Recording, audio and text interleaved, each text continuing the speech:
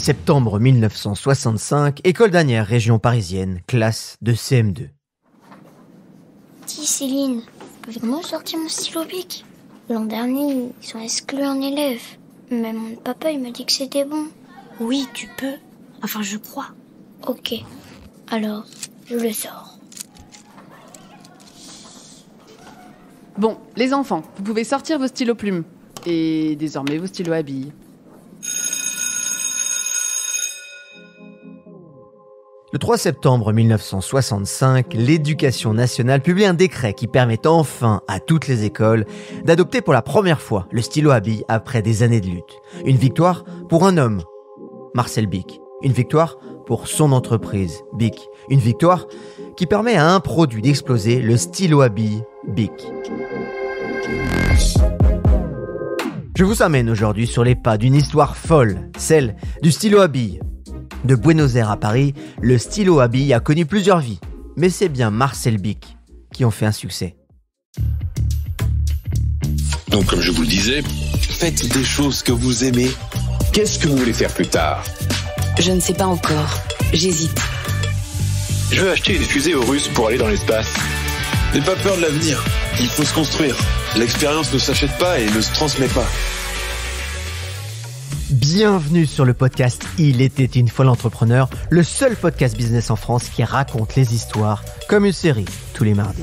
Je suis Laurent Broye, fondateur de Inspire Média, et chez Inspire Média, en plus de raconter des histoires, nous aidons les entreprises à lancer leur podcast. Et n'oubliez pas de vous inscrire à nos spectacles dans toute la France, Inspire sur scène, que vous retrouverez en description.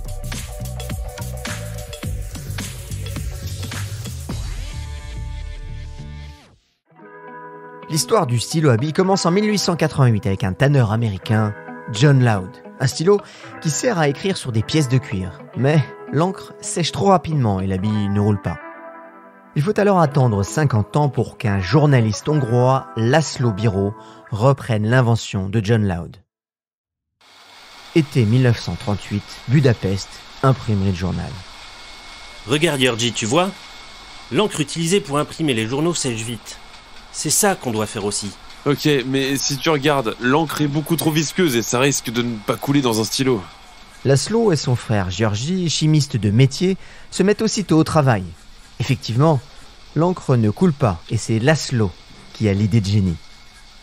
Et si on utilisait une bille pour faire couler l'encre plus facilement avec le stylo?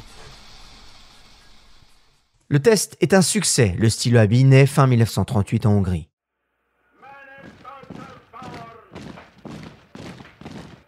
Mais en pleine montée du nazisme et notamment les lois anti-juives en Hongrie, László et Georgi sont obligés de fuir.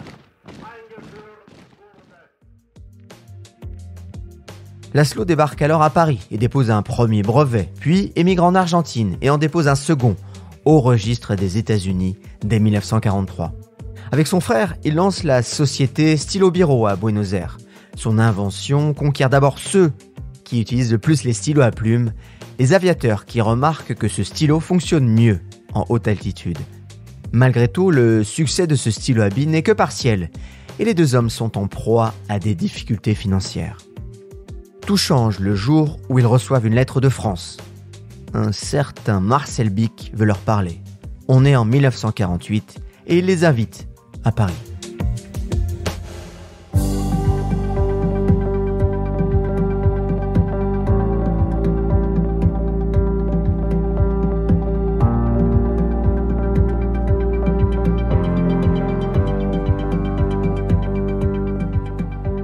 Clichy, région parisienne, printemps 1948. Bienvenue messieurs dans l'usine Bic.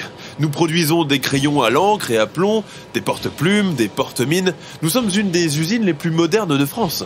Puis il avance, à pas pressé, vers le fond de l'usine, près des bureaux installés près des machines. László et Georgi, prenez place. J'ai découvert votre invention, le stylo à billes, l'année dernière, et c'est un travail incroyable que vous avez fait. Une encre qui sèche vite avec une tenue parfaite. Je veux vous acheter le brevet pour le monde entier. Votre prix est le mien. Merci Monsieur Bic pour l'invitation et l'accueil. Avec Georgi, nous avons réfléchi et voici notre prix et les garanties que nous exigeons.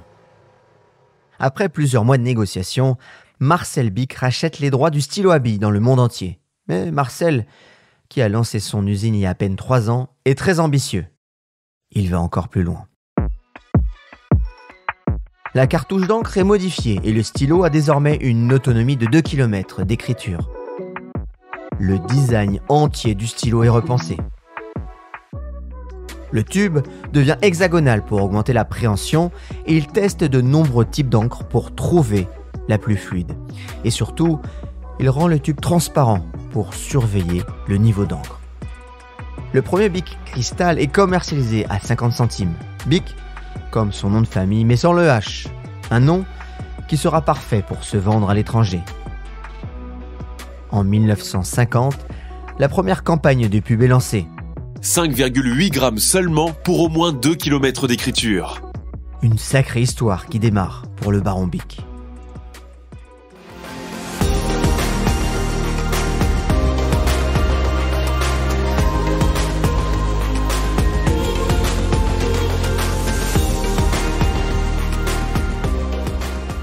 Marcel Bich naît en 1914 d'une famille industrielle italienne. Son père porte le titre de baron depuis 2 générations, titre qu'il transmet à ses fils. Mais la famille est désargentée et finit par émigrer en France. Après des études de droit, Marcel grimpe les échelons dans une petite fabrique d'encre et de matériel de bureau. Il devient rapidement directeur de production de l'usine. C'est un travailleur acharné et rigoureux qui ne laisse rien au hasard. En 1945, Marcel ne veut plus travailler pour quelqu'un d'autre. Il sait tout des encres d'écriture et des modes de fabrication et décide de lancer avec un ami, Édouard Buffard, une usine de fabrication de matériel de bureau. Il décote alors un atelier minable à Clichy avec 2 machines rouillées et se lance.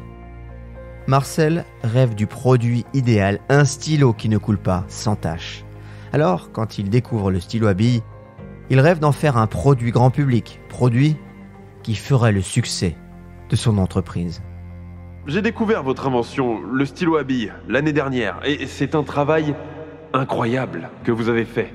Une encre qui sèche vite avec une tenue parfaite. Je veux vous acheter le brevet pour le monde entier. Votre prix est le mien. Merci Monsieur Bich pour l'invitation et l'accueil. Avec Georgie, nous avons réfléchi et voici notre prix et les garanties que nous exigeons. Le Bic Cristal est donc lancé avec une campagne de génie reconnue par les professionnels du secteur. L'Oscar de la publicité vient d'être décerné pour la première fois en France. Messieurs Marcel Bich et Guy Chenet ont reçu leur récompense en présence des représentants les plus marquants de cette profession. Les ventes décollent et Marcel mise tout sur la publicité car il veut faire de son stylo Bic un objet de grande consommation. La société Bic est résolument tournée vers la très grande production et l'exportation. 10 000 stylos cristal par jour la première année, plusieurs millions aujourd'hui, dans plus de 160 pays. C'est le stylo le plus répandu au monde. Un concurrent tombe en panne sèche. Seul le vrai Bic, grâce à sa grande capacité, continue. Oui, plus de 10 000 stylos par jour sont vendus. Mais ce n'est pas suffisant pour Marcel. Il lui manque une cible pour accélérer les écoliers. Et l'école lui résiste et fait même plus que lui résister. D'ordre de la direction, les élèves du collège ne doivent pas utiliser le stylo à billes, mais la plume classique qui dessine pleins et déliés. Je ne vois d'ailleurs vraiment pas pourquoi on ne permet pas aux enfants d'utiliser un stylo à billes. Le stylo à billes est un engin qui maintenant a fait ses preuves, on en trouve partout, tout le monde l'utilise. L'usage du stylo à billes n'étant interdit par aucun règlement, je suis fermement décidé à poursuivre cette affaire en vue d'obtenir la réintégration de mes enfants dans les classes dont on vient de les exclure. Horrible détail, la lettre de renvoi est écrite au stylo à billes.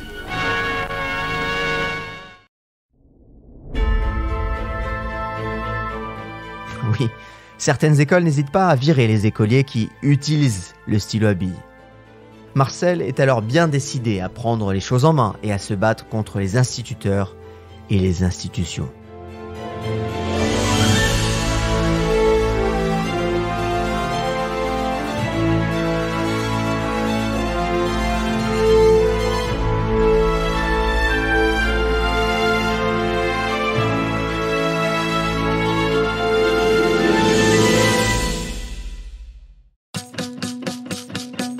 Marcel multiplie les provocations pour rentrer dans l'école.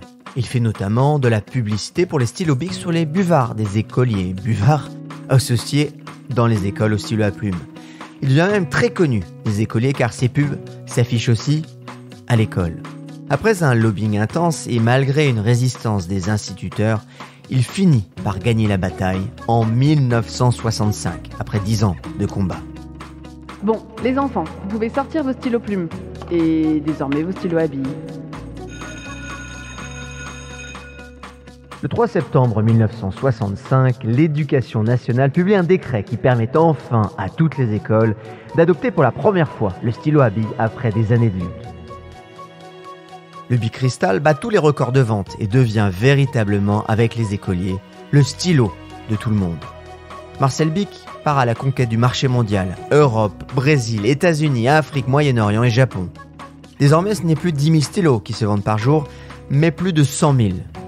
La société Bic est introduite en bourse en 1972. Marcel est alors officiellement riche, mais toujours aussi discret. Il ne compte pas s'arrêter au stylo et veut s'attaquer désormais à d'autres produits de la consommation courante. Bonjour, je m'appelle Eric. Eh ben moi je m'appelle Joël. Moi je joue au foot. Moi aussi je joue au foot. Moi, j'ai la peau sensible. Moi, j'ai la peau très sensible. Moi, je me rase avec le Bic une lame. Le orange. Et moi, avec le Bic de lame. Le vert. Le rasoir, puis le briquet Bic sont lancés.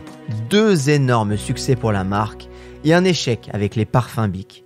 Mais le stylo reste leur produit majeur. Et plus qu'un produit, un élément culturel.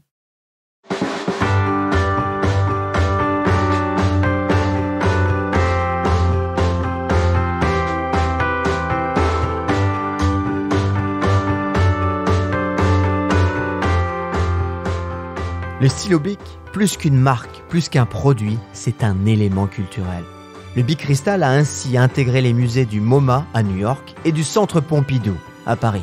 Un objet culturel qui traverse les âges plus de 60 ans après. Le baron Bic, lui, est mort en 1994 et c'est un de ses fils, Bruno, qui a repris l'entreprise. À la mort de celui-ci en 2021, c'est la 3e génération de Bic qui reprend le flambeau avec Gonzalve. Et Gonzalve ne manque pas de défis. Moins de fumeurs, plus de barbus et le plastique jetable.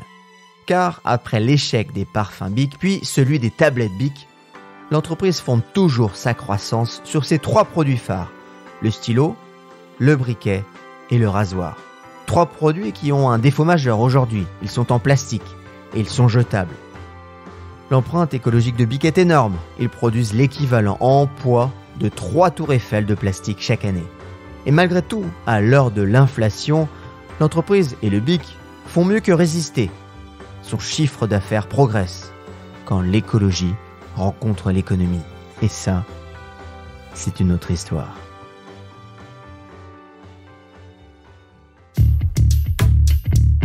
Et oui, merci encore pour votre fidélité. C'est précieux parce que c'est beaucoup de travail. De la documentation, de l'écriture, des voix, du travail, bref. Merci aux acteurs, déjà, tous les acteurs qui interviennent, comme vous avez pu les entendre. Merci aussi à Thibaut Viotte, Sarah Brevet pour l'écriture et Morgane Bouchiba pour le son. Et je vous dis à bientôt, car tout est une question d'histoire. Allez, merci, à bientôt.